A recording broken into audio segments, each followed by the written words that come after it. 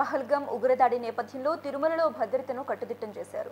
ఉగ్రవాదుల నుంచి ముప్పు పొంచి ఉందని కేంద్ర నిఘా వర్గాల హెచ్చరికలతో పటిష్ట చర్యలు చేపట్టారు.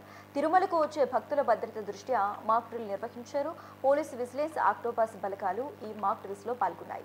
మరోవైపు అలిపిరి తనిఖీ కేంద్రంతో పాటు ఘాట్ రోడ్లలో తనిఖీలు నిర్వహిస్తున్నారు. ఆర్టీసీ బస్సులు, ఇతర ప్రైవేటు వాహనాలను భద్రతా సిబ్బంది క్షుణ్ణంగా సోదాలు చేస్తున్నారు. శ్రీవారి ఆలయ పరిసరాల్లోనూ ప్రత్యేక భద్రతా సిబ్బందిని ఏర్పాటు చేశారు.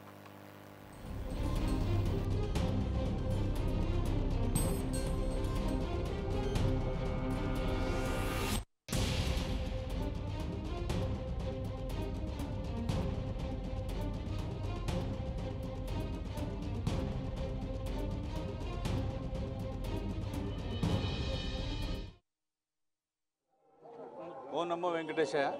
అందరికీ నమస్కారం. తిరుమలలో భద్రతలో భాగంగానే రెగ్యులర్గా చేసే దాంట్లో భాగంగానే ఇప్పుడు కూడా ఈ mock drill octopus, police, vigilance, TTD, doctors, fire department మిగతా అందరూ కలిసి ఈ యొక్క మాక్ ఆపరేషన్ చేయడం జరిగింది, మాక్ డ్రిల్ని. అందులోనూ ఈ మధ్య కాశ్మీర్లో జరిగినటువంటి టెర్రర్ అటాక్ సందర్భంగా దాన్ని దృష్టిలో పెట్టుకొని ఆ అలర్ట్లో భాగంగానే ఈరోజు ఈ మాక్ డ్రిల్ నిర్వహించడం జరిగింది.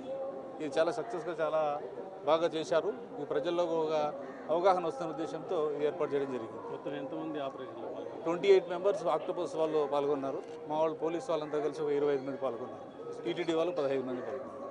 విజిలెన్స్ డిఎస్పీ గారు, నేను, అడిషనల్ ఎస్పీ గారు, మా ఎస్పీ గారి ఉత్తర్వుల మేరకు అడిషనల్ ఈఓ గారి ఆధ్వర్యంలో ఇవన్నీ జరగడం జరిగింది. ఉగ్రత నేపథ్యంలో తిరుమలలో ఇంకా ఉదయం నుంచి ఘాట్ రోడ్లో కూడా తనిఖీలు చేస్తున్నారు. అవునవును, వెహికల్ చెకింగ్ రెగ్యులర్గా జరుగుతుంది. ఈ రెగ్యులర్గా కూడా జరుగుతూ అవుతాయి. ఇప్పుడు నుంచి కూడా దీన్ని కంటిన్యూ చేస్తాం.